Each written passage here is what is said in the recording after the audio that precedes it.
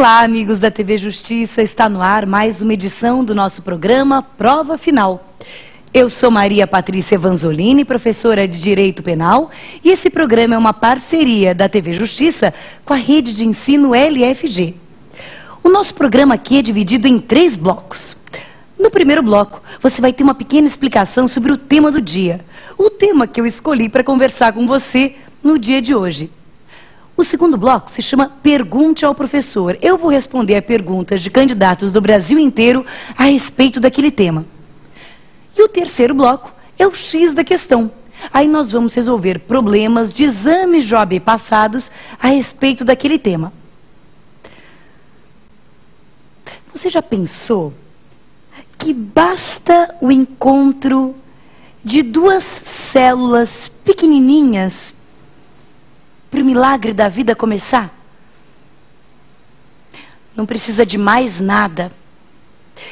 E esse que é um momento tão feliz, tão sublime, de tanta alegria para tantos, para outros é fonte de perturbação, de tristeza e às vezes até mesmo de desespero. Pensa no caso da gravidez indesejada, por exemplo, que muda completamente o plano de vida de uma pessoa. Ou então a falta de condição financeira para criar um filho. A gravidez que é fruto de uma violência sexual. A gravidez que é fruto de um estupro. Até aquele caso tão dramático do feto com problemas genéticos graves que impossibilitam ou pelo menos dificultam muito a vida extrauterina. São tão incontáveis as situações e tão dramáticas as situações que envolvem esse crime, que é muito difícil, como seres humanos, nós julgarmos essa decisão. Mas o direito tem que julgar. E para julgar, ele tem que entender. Então, e esse é o nosso tema do dia. O crime de aborto. Você quer saber mais sobre ele? Então não sai daí.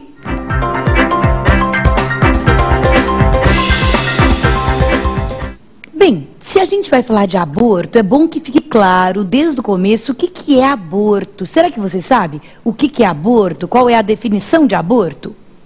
Pois é, o Código Penal de 1940, o nosso, o que está valendo até hoje, ele não define, ele não diz o que é aborto. Já houve tempos em que havia sim uma definição legislativa, legal. O Código de 1890, por exemplo, definia aborto. Mas hoje não.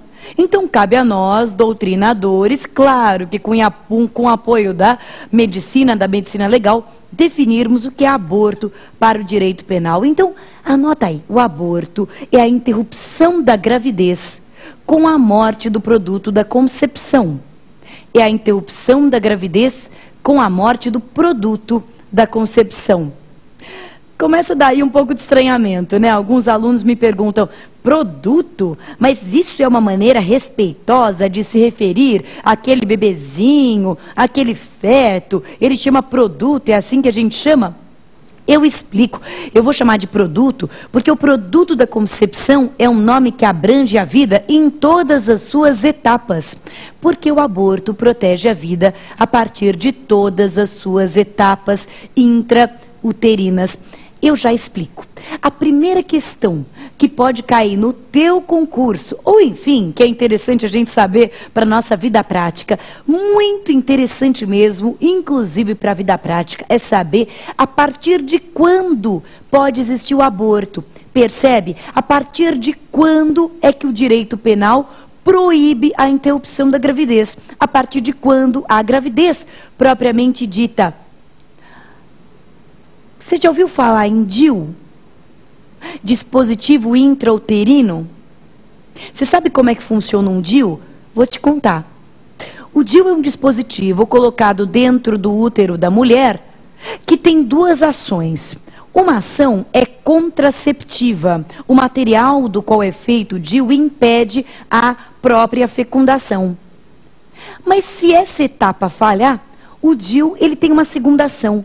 O DIU tem uma ação antinidatória. O que significa isso? O DIU, mesmo se o óvulo for fecundado, o DIU impede que aquele óvulo se fixe no útero. Ele impede a chamada nidação ou nidificação.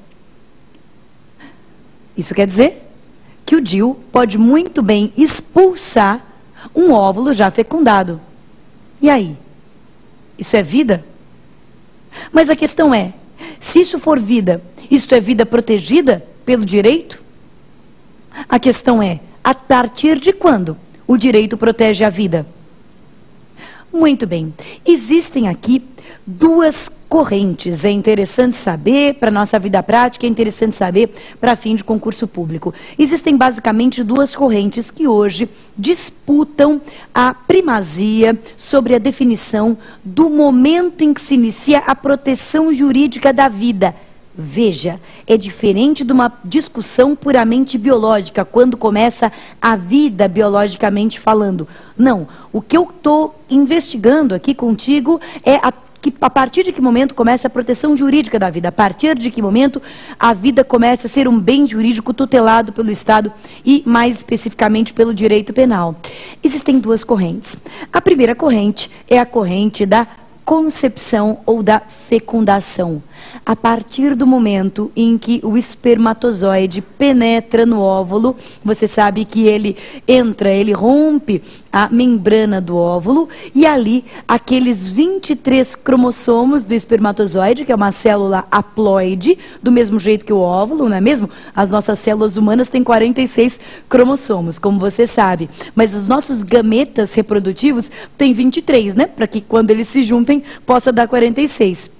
Então, quando o espermatozoide, aquela célula, aquele gameta com 23 cromossomos, encontra o óvulo e ele rompe a membrana do óvulo, o pronúcleo do espermatozoide se estica, o pronúcleo do óvulo se estica e aqueles 23 cromossomos, eles se encontram e fazem aquela espiral, aquela hélice do DNA que todo mundo sabe e tem na cabeça como a imagem da vida. Naquele momento, existe uma célula, uma microscópica célula que tem um DNA próprio, que vai ser dela do começo ao fim. E não acaba nunca até a morte. Aí depois da morte, aí a gente já não pode dizer com certeza para onde é que vai tudo isso, né? Mas até a morte, desde a concepção até a morte, é o mesmo DNA que não sofre nenhuma modificação.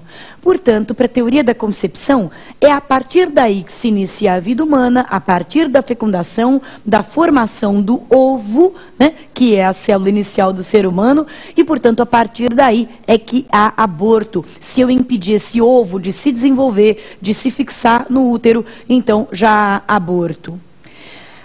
Ok, é uma teoria que, enfim, tem muitos adeptos e é a majoritária. Se te perguntarem qual a majoritária, você pode dizer numa prova de concurso que a majoritária é essa. Mas se a majoritária é essa, não é, meus caros amigos? Como é que nós vivemos numa sociedade que permite o DIU, ou que permite a pílula do dia seguinte, que é uma pílula que age depois da fecundação? Eu não estou realmente me posicionando e nem achando que tem ou não tem que permitir. Aliás, essa não é a minha função como doutrinador. Eu realmente não é a minha opinião dizer que sim ou que não. Mas o fato é que nós percebemos uma certa incongruência entre a teoria e a prática, não é mesmo? Porque na teoria a doutrina majoritária defende que existe proteção da vida a partir da fecundação, mas na prática a gente convive naturalmente na sociedade com dispositivos e com mecanismos que agem sobre o óvulo já fecundado, impedindo seu desenvolvimento. Por isso é que existe uma segunda corrente, uma corrente que vem sobretudo da Alemanha, no Código Penal alemão, ela inclusive é texto expresso de lei, que é a corrente da nidação.